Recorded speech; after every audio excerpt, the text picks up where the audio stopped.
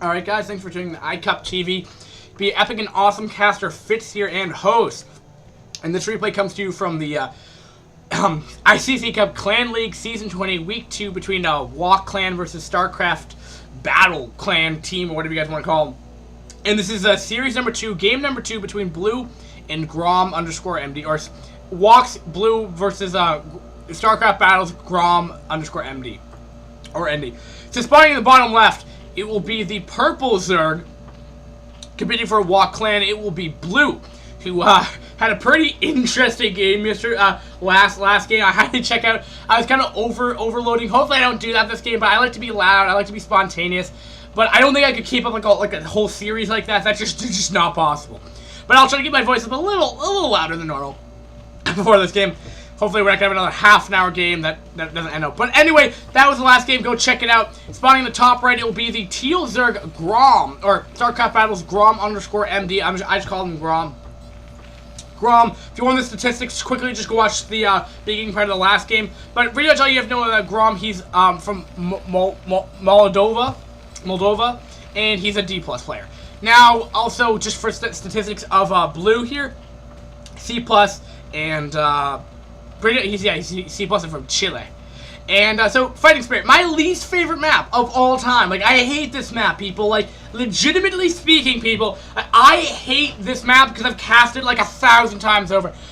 Okay, but beside the point, Fighting Spirit, you have a big main, you have a standard ramp. Your natural is pretty easy to secure. A little wide choke, but it's never been difficult to hold off. What you often see a lot of the time is, on this map, a lot of players will just 2-base play with a fast expand, except we're not going to be seeing. We might see a 1-rax expand. Actually, when I think about it, but what oftentimes players will when they feel comfortable, they'll put their main army out here. Then they'll take their third, because the only way to get to the third is either through here and then going up around here onto this ramp, or you just wall this area off and pretty much have a third. So a lot of the time, at least I don't know versus Zerg as much, because I got this idea a lot from a lot of PBTs. A lot of time you see a lot of Zergs a lot of Terrans do 3-base play because it's so much easier. But due to the fact that early game mech in TVZ is less common versus instead of going bio, you won't normally see that. Almost we're gonna be seeing mech. It could be that Grom is gonna be thinking that right now. Or we might be seeing the standard, or we might be seeing a 2-port opening, but I don't think so. It looks like we're going to be seeing a 1-rax expand, and exactly that's what we're going to be seeing right now. And that will be going down the Zerg. We'll probably know the timing for that as well. That CC comes around 2 minutes and 50 seconds, if you guys are wondering. If I ever remember that I'll try to remember. But it looks like standard. Now, I don't know the Zerg opening nearly as much because TVZ. I love the matchup. I love the matchup. It's just there aren't that many Terrans. Ooh, nice micro with the drones, attacking while they're moving, because they do have like the shortest range, but they are ranged units. So, now it'd be kind of interesting in ZVZ actually if you were to go super fast Dark Swarm and then Drone Rush, and it just like wouldn't work because none of the drones. I don't know. It's just kind of funny, like drone and drone action, but you Dark Swarm and it just doesn't work. But okay, but getting past the fact, the Zerg will oftentimes go Ling, Lurker, Muta. Tends to be you can go Lurker faster or whatever. It just kind of depends on what you want to go. If the Terran's going to be going faster push, probably Lurker is probably better for defensive position. But if you're more of an aggressive style, Lurkers aren't bad for aggression, but they're harder to pull off. So a lot of time you'll see a lot of Spire. You'll see a Spire come down because you can mute or harass, or the best you can. Sometimes Terran's pretty good at spawning up all their little holes. But the fact of the matter is that when you're harassing, the Terran wants to push back just to make sure they don't lose all their SCBs. I know the feeling. I go out for a push and they're like, bam, you're in your base. Bam, you can't do anything about it. Bam, GG. Pretty much how it goes. And pretty much how it goes for the time being. I have to quickly just go shut my door so I don't upset any more people in my house. Sorry if you guys can hear my AC. I actually don't know. When I was quickly listening back to my own cast, I didn't hear it. But if you guys do, I'm sorry for that reason. And actually, oddly enough, we're going to see the Terran be on a little bit more defensive back foot right now. And I don't really know the whole reason for it. He's producing quite, he meaning Blue, is producing a lot of Lings here. Will this work? I don't think, I mean, at least with this defensive posture right here, even if he wanted to put like a little barracks here, which is getting a tight wall off going, I believe that will be a tight wall because the supply dip is at the bottom of the barracks right there.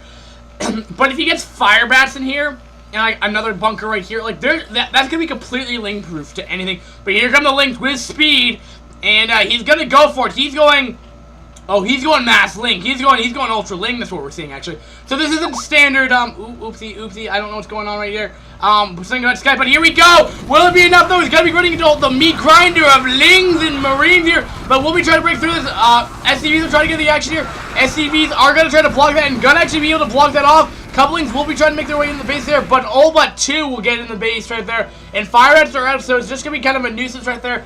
As he's gonna have to try to like stim and kill these off right here, because 2 Lings will be super annoying right there. But SCVs will be able to deal with that. But Lings are gonna be coming back in over here. We'll be target fighting the bunker here. I think the kind of looking group for Grom right here. I'll be interested in how he's gonna be dealing with this. SCVs will be falling quite shortly. They are not on the mineral command, and there's gonna be like at least. I mean, there's gonna be at least 9 supply. If you guys are hearing the Skype, I'm sorry, but I'm not sure if Fast records window Vista sound or just the in-game audio. But I'm sorry about the Skype going on and off. I'm actually not on D&D like I'm normally on. But here come another round. But there are fire bats here with SCVs, and I think this is gonna be more than enough for Grom to be able to deal with this. No, it actually doesn't look like that at all. Blue looks like nope. I take that back. Grom's gonna be able to win that victory pretty efficiently. Lost some SCVs right here, but the problem is. The aggression's gonna continue on from Blue. If that pushed in as much damage as it just did with those SCVs, we're gonna need to see a lot more fire bats. We're gonna see a lot more fire bats coming out. We'll be seeing 2 more coming out. So yeah, he should be okay at this point in time because once you get up, fire bats are kind of situational units. You don't really get them unless there's like ultra Ling, which we're seeing right here. And we're not even gonna be seeing Aspire. Yeah, we're seeing Hydra 10 coming up next. So. Blue with his Hydra are not that good, but, interesting enough. But, once those fire get in that bunker right there, he should be okay, because the Lings are gonna have to go against the, Marines anyway, so. Derp. And, what did he decide to put in that bunker? Nope, yep, 1 fire bat has gone in right there. And we're gonna be seeing Grom looks like he might be wanting to put some aggression here. Well, I don't agree with this super early on just because the map control from Zerg is still existent right here. So many Lings can get a complete surround on this, and like I was talking about earlier in the 2v2 is like if you get a complete surround in an open area like this, it'll be okay. If the Lings can get from the behind, it looks like that will happen. This push will get completely obliterated. It doesn't matter if there are fire bats or not, or I take that back. The fire bats do matter. 8 kills. Yeah, fire bats are really, really good. I take that back. Maybe that is completely changed my judgment, but it doesn't get rid of the fact that getting a complete surround on a bio army is going to be different. And the difference between the 2v2 was there were no fire bats, except for what I remember. So this push is going to be coming across the map here. He needs to get at least, I think it's 3 or 4 Sunkens up in time to deal with this, but he's not going to be doing that, and he's just going to push out a Hydra, which might be enough to push this back just because he's going to be able to target fire the medics or Marines or what have you. Will be able to do good enough damage to that. It's a lot of Hydra though. Keep in mind. And some of them aren't even being like in the main army right here. But will there be enough though? There is only 1 Sunken right there. I think he would be much better for this engagement if you just got up 1 more. And we're going to be seeing the fast start board coming up for Science Vessel. So Grom knows what the standard Z. It's not going to be going 2-port. It's not going to be going 2-port rate this game. He knows how to play ZVT. That's how he knows how to play it, which is a good thing. But Terran's going to be actually just checking for a third. Is pretty content right here. Didn't want to lose that army, which is actually nice decision making. He may or may not realize that there was a whole bunch of Hydra there. In this scenario, for me, if you're just wondering what to do in this scenario, like if you're asking yourself, how do I get better at knowing when to go in? I think the best way to judge that is throw one of your weakest units out there and just see what's up there. If you don't know, or scan, which he should have, which he does have scan. So he's just scanning for extra bases here, which we can see over here. Yep, double scanning over there, and just checking for any kind of bases. But here come the Ultra Hydra, and will there be enough though? I mean, I've never really seen bio on Hydra nearly as much as I'd like to, but here he goes. I think Terran might lose his army. I think Grom might lose his army right here. But those 2 medics were stray, and ooh, he might be able to get a free Overlord kill. That's gonna be a nice little victory right there, which will further supply block of 42 over 27. So he's gonna have to produce 2 more Overlords before he can even end, or I think 3 more actually, because I think he was maxed at 40. Yeah, he's gonna have to produce 2 more actually. So he was actually had to produce 3. So Terran's still off of 2 base, but he's getting irradiate. And are we seeing lurker tech? No, I don't know why, but Blue loves to go super late tech, but we're gonna have an engagement here. Hydra gonna be trying to do the best right here. Two buggers have fallen down so far here. Will we go in the next one? Will that fall down? He will have a whole bunch of SCBs over that, and I think he's not target firing the SCVs. Why, Blue? Why? Why would you do that? Why? And putting down barracks 4 and 5 now, so gearing up for a pretty good engagement here. He's also could expand, even has the SCV in position to expand if he'd like to, but getting up the tank numbers. So I don't know, it looks like we're not going to be seeing SK Telecom standard build, SK Telecom build. Of what I understand, one of my StarCraft 2 buddies was telling me about it. He was in the Brood War scene, pro scene. If you guys know, if you guys never knew, oh, but we're gonna have an engagement over here, and that will get picked off. But like I was saying though, if you guys didn't know, I've gotten into the Brood War phase probably like 3 or 4 months ago. I've always played Brood War. I've always loved Brood War. I never knew about the pro scene. Like, legitimately speaking, I was always playing against AI and play the campaign. I always loved Brood War for what it was.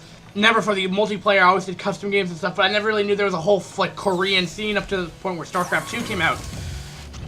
And when my other friends told me about it. But the fact of the matter is, now I'm an iCup caster. But the fact of the matter is that he followed the Brood War scene, when the pro scene still existed in Korea, and what is called SK Telecom like build would be essentially is when you go pretty much mass marine with mass science vessel. But since he has tanks up, that's not really the standard build. You can go tanks. It's not bad to go tanks, especially since this is kind of not standard when you get up these Hydra armies. Tanks aren't bad because they really do a good amount of splash damage, and they can 2-shot Hydra and they do splash damage. If you guys go back to the game number 1 of the series, I don't know when in the VOD it was, but he did one tank shot to kill off 3 Hydra. And I don't even understand, Blue. You gotta know when to engage. You do not run into 3 fully equipped bunkers, or almost 3 fully equipped bunkers with 3 tanks. And this is where the scenario where you send in a Hydra or a Ling or some low-cost unit to figure what's going on. Even an Overlord. Yeah, you can come in. Yeah, hey, Lonzo. And what are we going to be seeing here? Hydra, and Blair. Go. Do something. Blue. Do something. Is he going to GG out? I feel like he's going to GG. No. No. Maybe. No. He's backing out. No. I don't. Why would he GG? He was taking a 3rd. From one Marine. Oh, did he do a drop? I'm so pissed off about that. He did a drop. Damn it. Okay. Fitz signing out. Bye. Alright. So, I did actually find this drop, so I'm gonna just quickly go over this for a second right here. So, we're gonna be seeing this drop. I don't know why he dropped off 1. That's why the Marine was attacking the base over here to go back. Here comes the drop. Did this do enough economic damage, though? I'll be interested if it does. That, I don't really know if 1 Marine could actually kill that off. And he just sees the drop, and he's just GG. So we didn't actually miss much action there, but other than Overlord splicing in half. But that was the drop. That was the game-changing thing. And thank you guys for watching iCup TV. Thanks for watching. Peace.